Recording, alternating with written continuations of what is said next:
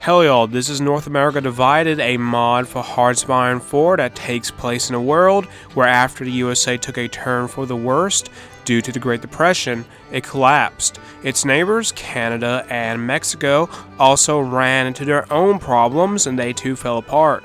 With that out of the way, don't forget to like this video and subscribe to the channel for more Hearts of Iron content. There are many different independent countries to choose from, but we are going to play as the Republic of Pennsylvania, which consists of the former US state of Pennsylvania, which isn't really surprising. We begin with the progressives in power, and we only have one national spirit, and it is called high unemployment. Taking a look at the military, we have 13 divisions in the Army, 3 fleets with the Navy, with the battleship Philly acting as the pride of the fleet, and in the Air Force we got 2 air wings. One has fighters and the other one has tactical bombers. Now for Army commanders, the Republic of Pennsylvania starts off with 4 generals and 1 Field Marshal. Let's inspect our military technology. We have up-to-date weapons, World War I era tanks, anti-air and artillery, and last but not least, close air support fighters, naval bombers, and tactical bombers. Time for the focus tree. We are going to kick things off by completing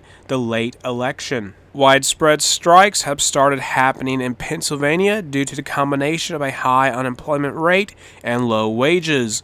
We will have to improve this situation in the future. For the election, we have 3 candidates who can win. We are going to go with Fritz Julius Kuhn, who has been catering to Pennsylvanian nationalism. With Fritz Julius Kuhn in power, the country name has become the Pennsylvanian Empire, and now we have a different flag. Besides that, the ideology of the new ruling party is fascist. Fritz Julius Kuhn historically was a German who moved to the US in 1928. During his years in the United States, he was the leader of the German-American Bund, an organization which had the goal of promoting a more nicer view of Nazi Germany. In the Bund's propaganda, he was described as an American Führer. All of this came to an end, though, when Kuhn was arrested for embezzlement in 1939 and then later deported back to Germany after World War II. As for Pennsylvania itself, it has a long history of German immigration that is said to start way back in the 1600s. With the election over with and the focus tree, we are going to do Germanize Pennsylvania, make German an official language, German nationalism, Germans in factories, and German engineering. We want to fight New York State, so to do that, we are going to justify a war goal on their puppet, the Republic of New York City. When we eventually declare war on the Republic, New York proper will be forced to face us. Looking around, I noticed Pennsylvania isn't the only empire on the East Coast. There is also the Maryland Empire. The Pennsylvanian invasion of New York has started. These are 2 pretty massive countries in terms of population and manpower, so this will be interesting. The New Yorkers are holding the West, but we are pushing in the center and the East. It won't be too long before we reach the city of Albany. NY is ours, but somehow the Big Apple survived as a country. We will deal with them, and then after that, the Pennsylvanian Empire will attack the neighboring nations of New Jersey, Delaware, and Maryland. We will need a bigger army to do some of our political focuses, so while we build that up, we will deal with the strikes, harsh treatment, crack down on the strikers, compliance through fear, and workers back in the factories. The empire needs a capable political advisor. How about a hobo? The homeless guy seems to know what he's doing. To make sure we will get a quick victory over NYC, we lured out their soldiers so that some of our own men could sneak by and get into Manhattan without any problems. Far away from us, to the south, a war has started between Florida and the Bahamas. The military is growing in size. Good thing it is, because we are about to clash with New Jersey. To effectively defeat the New Jerseyans, we let them capture New York. I'm sure the locals don't mind. At least this plan will make it easier for us to take Trenton. We are in the process of invading Maryland, but while that is going on, we are going to justify a war goal on Ohio, just so we will keep things efficient. Right after we seize Baltimore, the District of Columbia decides to attack Maryland. The Maryland Empire is no more. Washington, D.C. got nothing, and Pennsylvania got everything. In the focus tree, we are going to claim the German-American Bund, demand Delaware, send volunteers to the war in Europe, and then eventually, once we have the manpower in the field, reunite the Bund. We are going to delay our Ohio adventure by a little bit because they have a focus that may get them in a war with Indiana, Illinois, and Kentucky. Delaware accepted our demands to join us, and now their army is our army. More focuses, let's complete Reunite the Bund and take out Ohio. Ohio has started battling with Kentucky, and they are also fighting Indiana at the same time.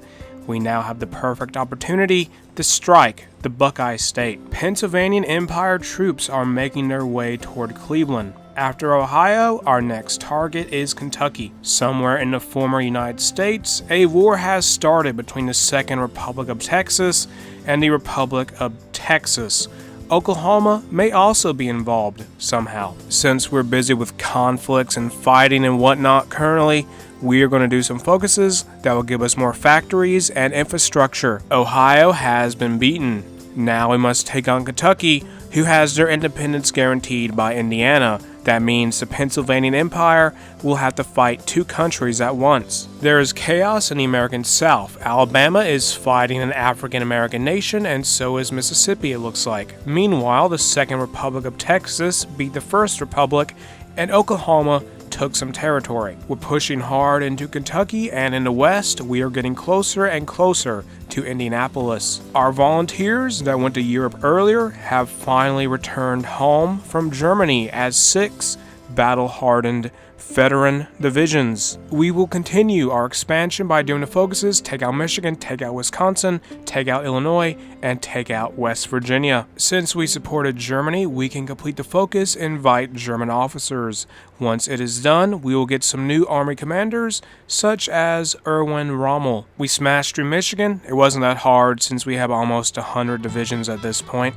The invasion of Wisconsin is up next. The Pennsylvania Empire is going to take out 2 birds with 1 stone because for whatever reason, Minnesota decided to help their neighbor out. They are going to regret doing that. We are going to annex all of Minnesota and all of Wisconsin. We are going to battle Illinois. Our strategy is to let them take over the lands we just conquered and hope they overextend themselves, while our army will push in from the east and try to capture all of the important cities. Illinois fell as expected. Now we are invading West Virginia. At the same time, we are doing the focus, take out Missouri. Also, we are going to justify a war goal on the country known as Little Dixie. All of our forces are attacking one place in Missouri, and because of that, we lost some land.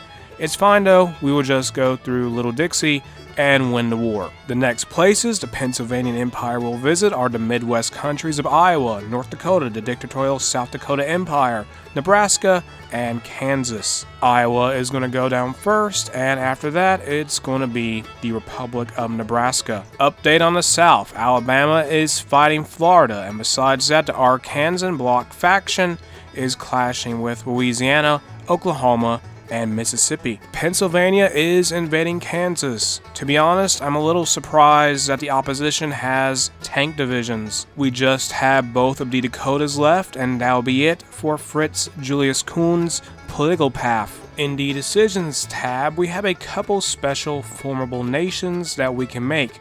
Let's do the Great Lakes one and see what happens. The country is now all blue, it's called the Great Lakes State, and the flag has changed. We are walking into Pierre, the capital of South Dakota, and once we have that, this should be over. Checking in on the place below the Mason-Dixon line one more time, it appears that the Jefferson League beat the Arkansan Bloc. With all of our expansion complete, we can now sit back and achieve our true victory by forming the German-American Bund. It is done, and what was once the Pennsylvania Empire is now called the American Bund, which is a country that consists of many US states that all have a good amount of German ancestry. We basically created Germany, but in America, and that is something I will say I don't see quite often, so in terms of creativity alone, this was all pretty enjoyable. The video is going to end here. If you enjoyed the mod, check it out in the description below. If you enjoyed the video, make sure to like and subscribe. Don't forget to leave a comment. Have an awesome day. I'll see y'all later. Bye.